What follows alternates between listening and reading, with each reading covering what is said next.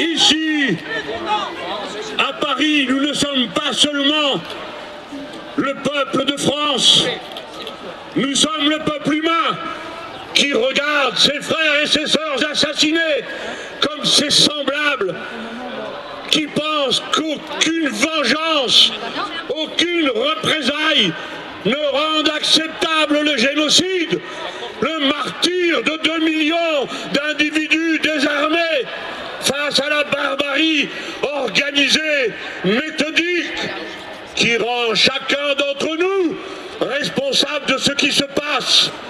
À toi je m'adresse, jeune homme, jeune femme, qui porte à cet instant une arme à Gaza et qui la destine à des enfants ou à des gens sans défense. Crosse en l'air, crosse en l'air, crosse en l'air. Cessez le massacre, cessez de tuer. Vous êtes personnellement responsables. Et nous tous, chacun, notre mobilisation règle notre responsabilité. Nous avons un devoir, et merci, merci, merci encore aux associations, aux personnalités qui d'un samedi à l'autre nous ont appelés à la mobilisation. Quand bien même on a cherché et on cherche encore à nous intimider par les accusations les plus ridicules. À ceux qui, après avoir traité d'antisémites l'ONU, les fédérations sportives et le Garmorin, le pape, Villepin, moi-même, à présent s'en prennent Tarima Hassan avec la même accusation, croyant un seul instant qu'ils nous intimideront. Nous avons un devoir d'alerte. C'est depuis ce même camion qu'au nom des miens, j'alertais sur le risque génocidaire. Eh bien, le génocide est commencé. Honte à tous ceux qui restent les bras ballants, qui restent silencieux, qui regardent ailleurs, qui ménagent leur carrière, qui ménagent les bonnes opinions. Honte aux silencieux, honte aux indifférents, comme le disait Antonio Gramsci avant moi. Il y a maintenant le risque d'un massacre total à Gaza. Monsieur Netanyahou a annoncé ce massacre. Monsieur Netanyahou dit qu'il va intervenir, qu'il va frapper, comme l'assassin méthodique qu'il est, avec lesquels toutes les personnes douées de conscience se mettent à distance. Et le risque de l'assassinat général à Gaza n'est pas un risque contre lequel on ne peut rien. Ce n'est pas vrai.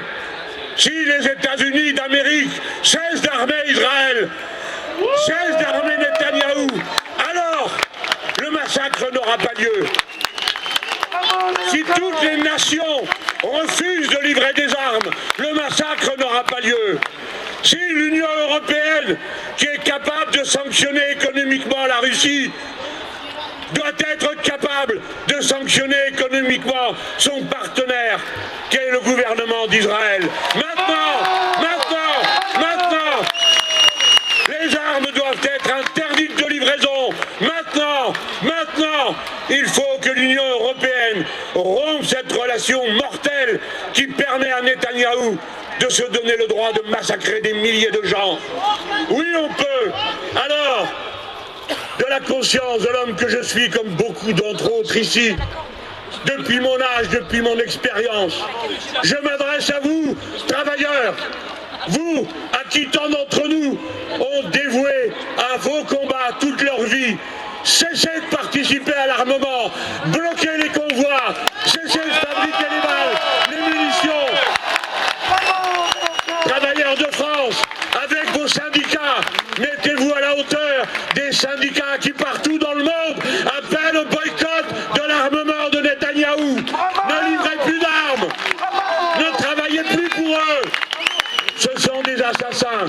Et vous autres, les intellectuels, où que vous soyez, qui que vous soyez, c'est votre devoir maintenant de protester de toutes vos forces, quelles que soient vos opinions politiques. Aucun génocide n'est acceptable, quelle que soit son opinion. Et je sais que innombrables sont ceux de toutes opinions qui désapprouvent le génocide. Alors dites-le, avancez-vous, ayez ayez du courage de dire que votre génération ne sera pas coupable comme celle du passé, qui ont détourné les yeux quand les génocides avaient lieu.